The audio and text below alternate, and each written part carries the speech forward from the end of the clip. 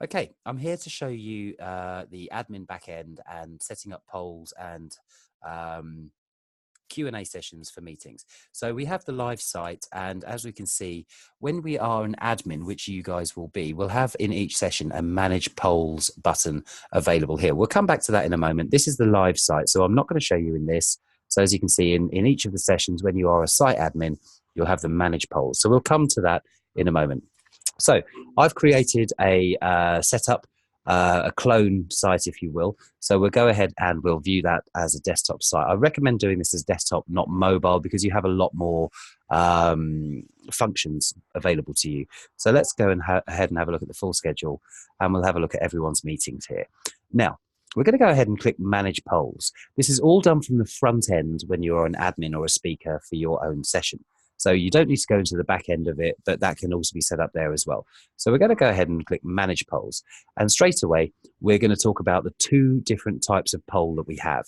If we have a look at that first poll that we have there, we have two, these are unnamed.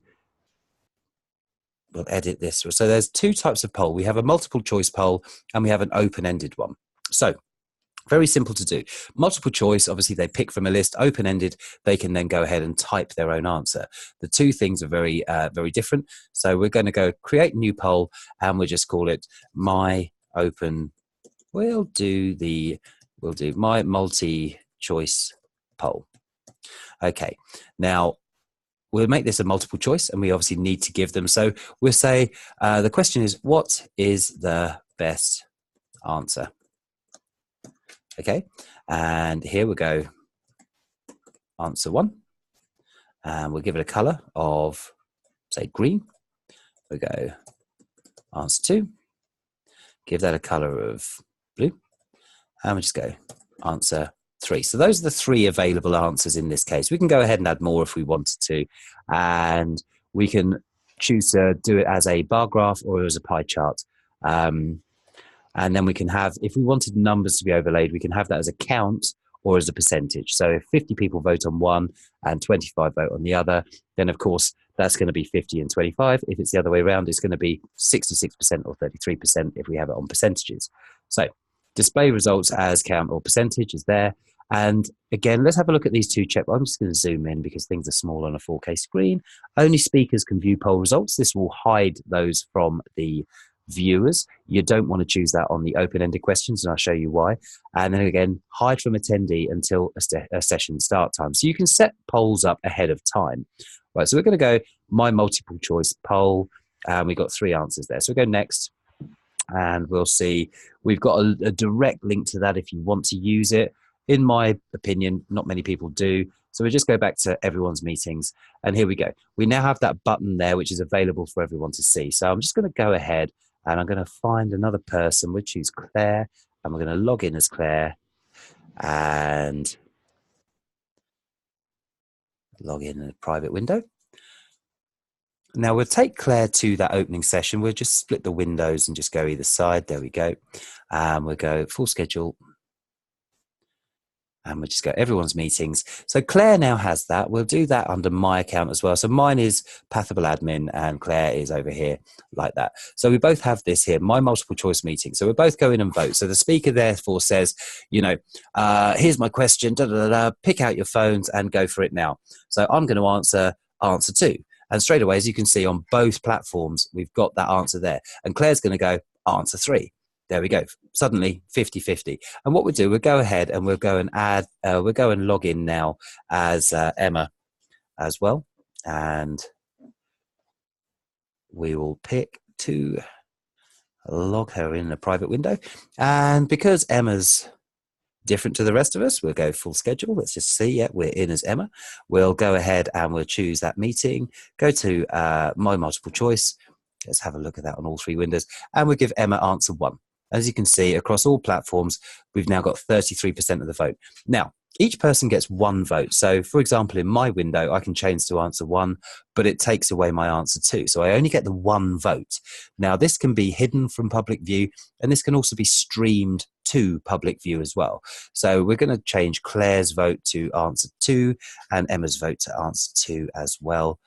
And as you can see in real time, oh, didn't quite click on that. And we can see in real time that that is displayed. Now, crucially, if we want to, we can go to the full schedule, back there and back to manage polls. And as an admin on my multi-choice poll, we can go to the results page, which other people can't get to, of course. And then we'll see the results, and then we can go ahead and we can stream that. You won't have this banner across the top, but we can stream that in full screen, of course, by pressing F11. So as this can be put through the Vision Mixer, I don't think that that is going to be required in this particular case. And we can see that that is live, updated across all platforms in real time. So that's how you set up a multiple choice poll. Whether it is public, whether it is hidden, is up to you. Now we get onto the more complicated one now, which is the open-ended one. This is designed to replace roaming mic sessions. So we'll come back into mine and we'll come into creating a poll.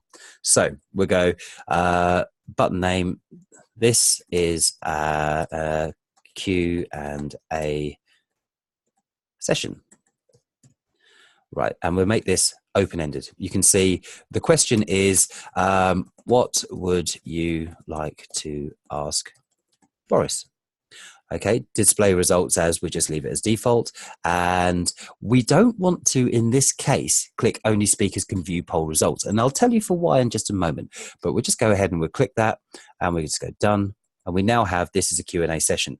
So let's go back to the meeting and we'll do that on the other profiles as well.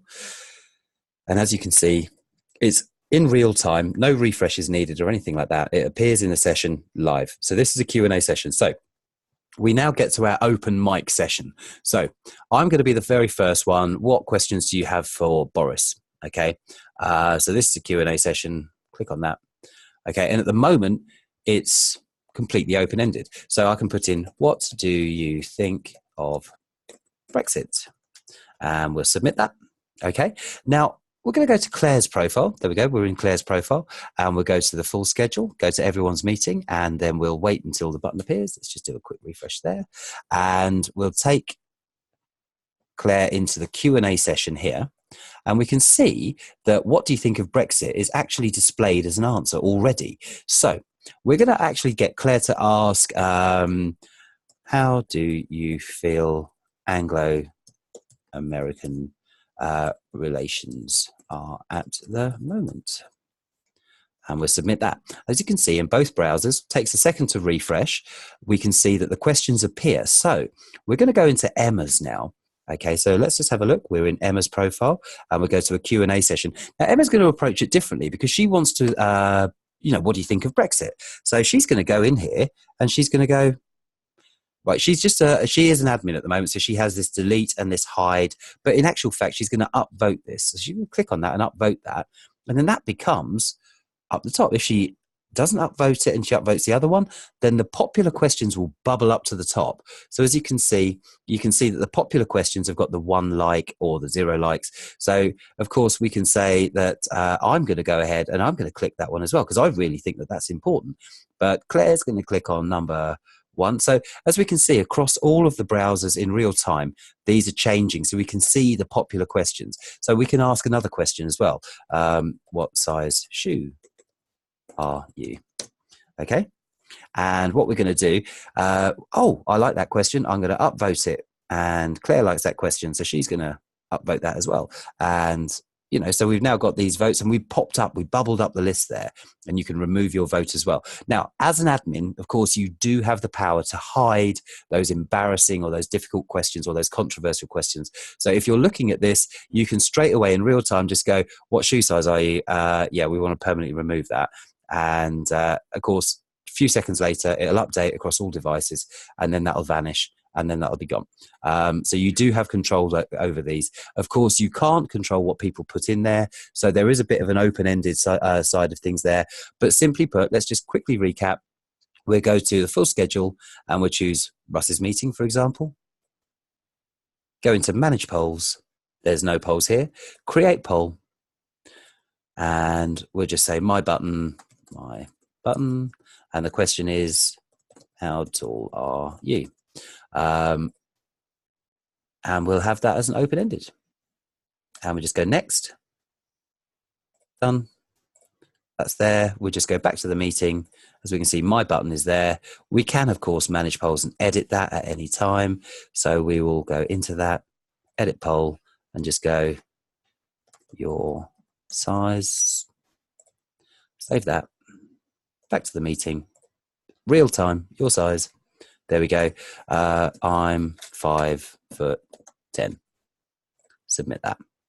Okay, let's go ahead and have a look in Russ's meeting for that as well. So Emma's now going to take that, your size, and we can see I'm 5'10". Well, it's 5'10" as well. So why not just upvote that one? And in Claire's profile, we just go ahead into Russ's meeting, your size. I'm 5'4". Submit. Bosh, there we go. As you can see, it updates straight away. So go ahead and have a play. And if you've got any questions, come and find me, and I'm more than happy. But that's how easy it is to set. These are all done in the front end of the app. And as show admins, you'll be able to create a poll for any session. And you'll also be able to edit those and hide them, remove the answers, and all of that. So let's just go back to full schedule. So if, for example, a speaker has said, oh, that multi-choice one, we don't want that anymore. That's great. My multi-choice, we'll just go into that and edit that one. And we can either hide that from attendees and only speakers can view results, save that. There we go.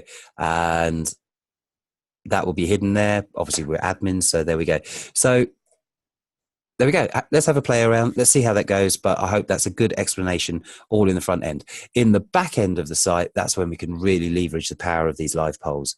But I think you'll find that they'll add quite a lot of energy to the session. Anyway, thank you for watching. I hope I haven't droned on too much, and I'll speak to you soon. Thanks. Bye.